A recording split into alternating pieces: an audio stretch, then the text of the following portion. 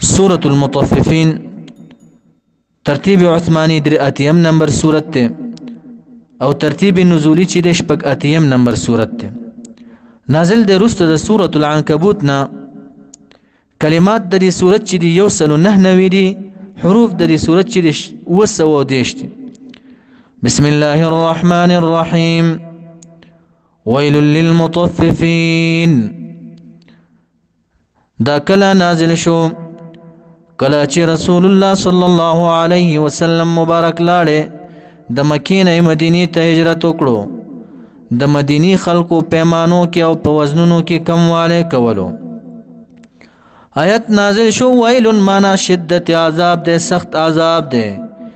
یا ویل معنا ویل هلاکت لیکي هلاکت دے یا ویل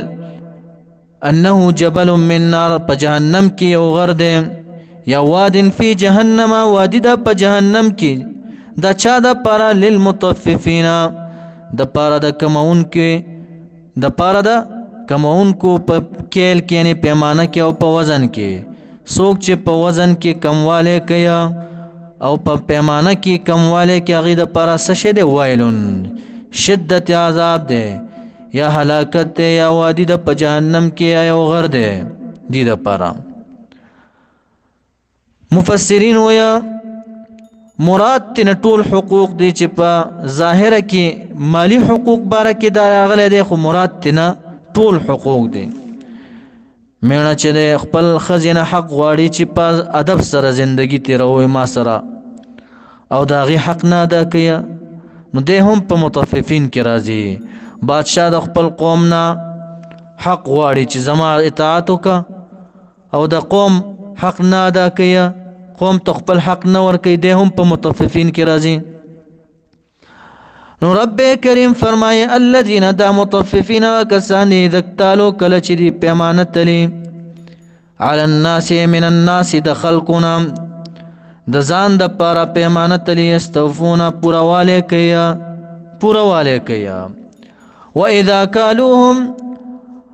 او کله چې پیمانه کوي دی للغیر غیر د پاره او وزنوهم یا وزن کوي غیر لرا رب کریم فرمایي یخسرون دی تاوان ور کوي خلقو تبع کمواله کوي په پیمانو کې او په وزنونو کې کمواله کوي لکه پسیره واخلی او په کیلو خرڅیا یا په وزن کې کمواله کوي یا په میټر واخلی او په غزي خرڅیا رب کریم فرمایي آیا دغه انسان چې په وزن کې کمواله کوي او په پیمانو کې کمواله کوي لا یظن آیا دې یظن په معنا د یعتقدو دې یقین نکي د یقیدن لري اولئک دا کسان چې انهم یقینا دي چې مبعوثون پورتکیدون کې پورز د قیامت د قبرونو صد پر الیوم د پر د ورځ عظیم چې لوی ورځ د قیامت ورځ ده یوم پاغ ورځ باندې یقوم الناس چې وبدريږي خلق من قبورهم د قبرونو خپلونا لرب العالمین د پاره د رب العالمین جزاء باور کوي دی رب العالمین آیا پدې باندې عقیده نه ساتي نو که عقیده ساتي نو په وزن کې او په پیمانو کې د کمواله نه کوي کلا معنا لا تفعل ذلك دغه سید نه کوي یعنی پیمانو په وزن کې د کمواله نه کوي ان کتاب الفجار ک پیمانو کې وزن کې کمواله کو نو د فاجر شو کنه نو ان کتاب الفجار یقینا صحیفی د اعمال د فجار بد خلقو لفی سجین خامخا دی په سجین کې سجین عبد الله ابن عمر سیبا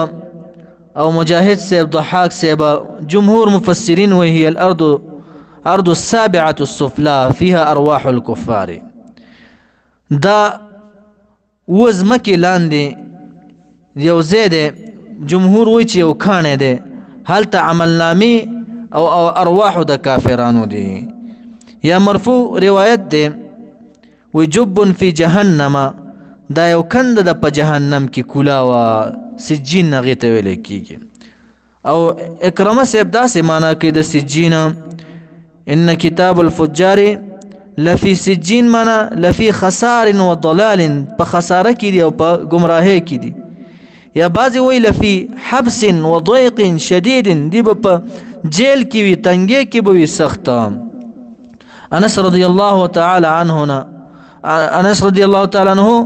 رسول الله صلی الله علیه وسلم نه تپوس کوي سجین څه شی دی؟ رسول الله صلی الله علیه وسلم ورته ویل چې د وز مکو لاندې یو کند ده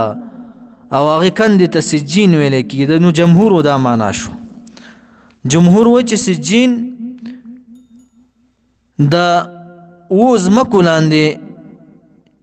یو کند د صخره کانه هلته د دې اعمال ورځي د کافرانو اعمال. نو کلا لا تفعل ذلك دسدن کوي په طول کې پیمانو کې د کمې نه کوي. ان کتاب الفجار یقینا صحیفه د اعمال د بدو خلقو لفی سجین خامخاوی په سجین کې. وما ادراک ما یشین اخبرک سشي خبر درکړې تعالی را اما سجین چې څه شی سجین او ځان په پوی ک چې سجین دا د کتاب دا یو کتاب دی دفتر دی. مرقوم معنا مكتوب فيه اعمالهم لكل شيء بي اعمال د فجارو. ان كتاب الفجار نو مرقوم لكل شيء بي اعمال د فجارو بدو خلق اعمال بپدې کې لیکل شي. ويل شدت عذاب د هلاکت د فجارو د پاره يومئذ په دغه ورځ باندې للمكذبين د پاره د مکذبینو د فجار چې د مکذبین دي تکذیب کوونکي نسبت د درو کوي.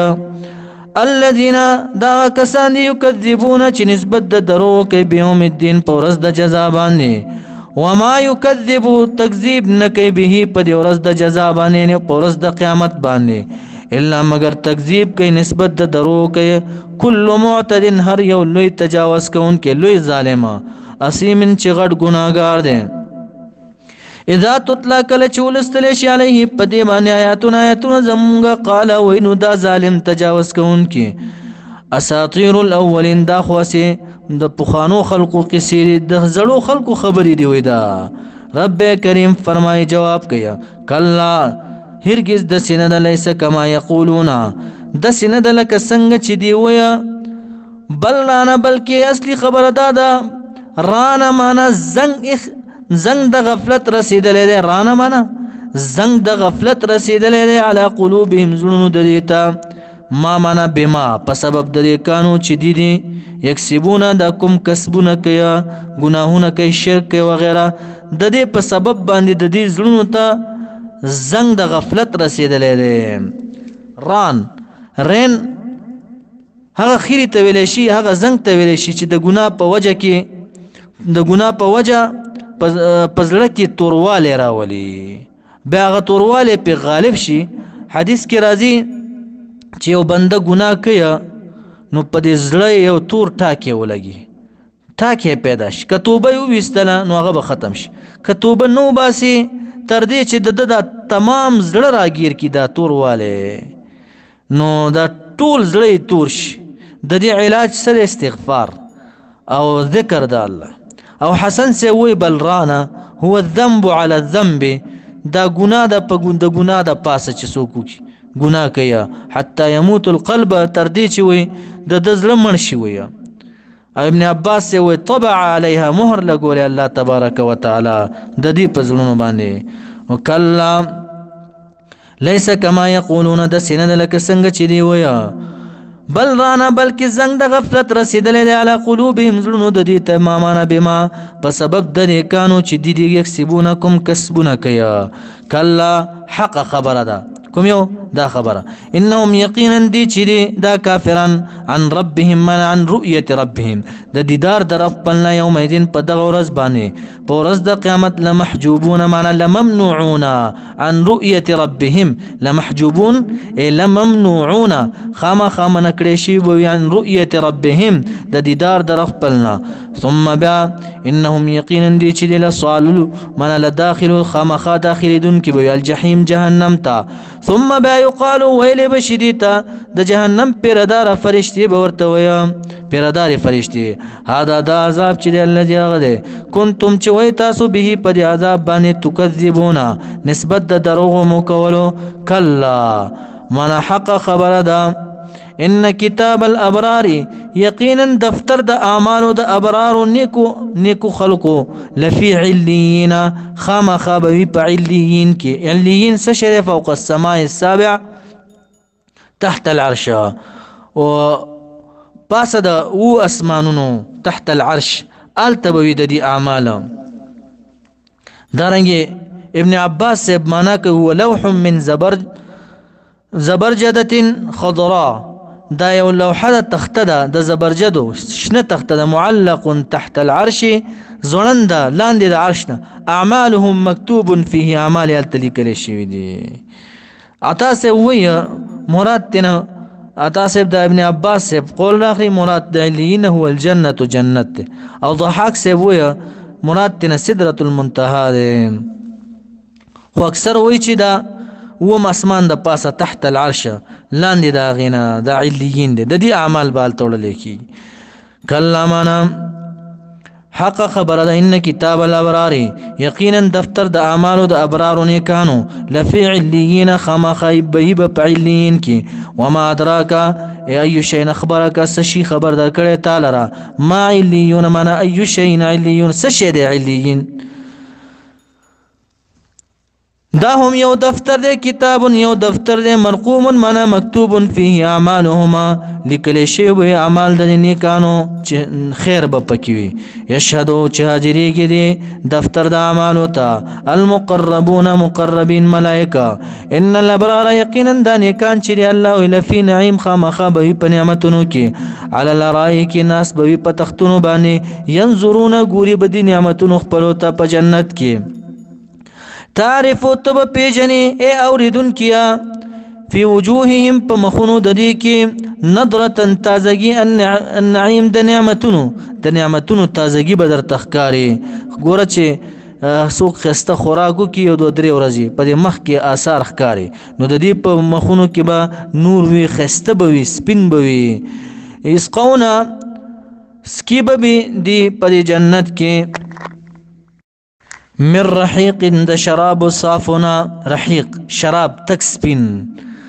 مقاتل سوا الخمر البيضاء تک سپین شراب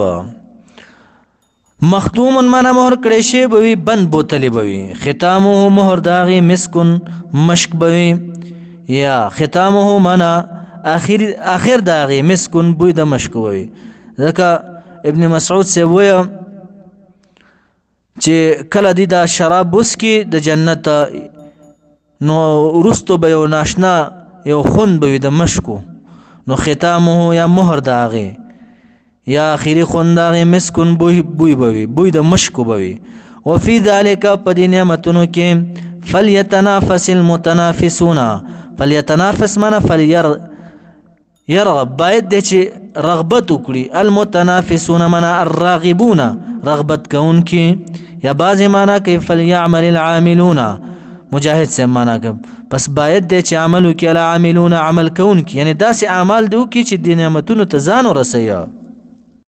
ومزاجه معنا خلطه ګډ بوي د سره من تسنیم او بد چینی د تسنیم نه دا یو خاص چینی نوم د تسنیم کوم یو چینا عینن دا یو چینه دا یشربون چسکی بهای منها د دې چینین المقربون نیکان خلق اولیاء ان الذين يقيننا كسان اجرموا چې جرمونه کړي کانو ودي په دنیا کې من الذين يعلى الذين پاکسانو باندې امنو چې ایمان راوړل يضحكون خندل وي په دنیا کې مؤمنانو پورې غریب صحابه کرامو پورې واذا مروا کلب چې تیردل دا مؤمنان بهم پر کافرانو باندې یتغامزون دی بسترګي وهله اشاره به کوله یتغامزون دی بسترګي وهله اشاره به کوله لمس پلاس باندې سکوندل او غم سترګي وهله نو مسخره به په کوله اشاره به وګورو تیر شو دا دی غریبو صحابه کرامو پورې به خندا کوله مسخره به کول یتغامزون دیبا سترګي وهل اشاره به کوله وإذن قلبوا کلب چې واپس کېدل دی په دنیا کې اله اهلهم اهل خپل لرین کورونو ته انقلبوا واپس کېدل به دي فکهین من مزه غستون کی خوند غستون کی په مسخرو د صحابه کرامو باندې و اذا راوهم کله بچولی دله دی کافرانو هم دی صحابه کرامو لدی مؤمنان لرا قالوا نو ویل بدی کافرانو ان هؤلاء یقینا دا صحابه کرام چې دی لا یعذ بالله لضالون خامخا گمراهان دی رب کریم فرمای وما ارسلوا حال دا دی نور علی گله شوی دا کافران علیهم پدی مؤمنانو باندې حافظین حفاظت کوونکی د دې د اعمالو پتم ورته نو اسی ځان نه خبره فتوی لګولې چې ان هؤلاء لضالون فاليوم پسنن رضا په دنیا کې د کافرانو سترګې وهلې اشاره کولې مسخره کولې خندل به پچا باندې مؤمنانو باندې رب کریم فرمای فاليوم پسنن ورځ د قیامت یادې الذين وكسنا امنوا چې ایمان راوړل من الكفار على الكفار په کافرانو باندې يضحكون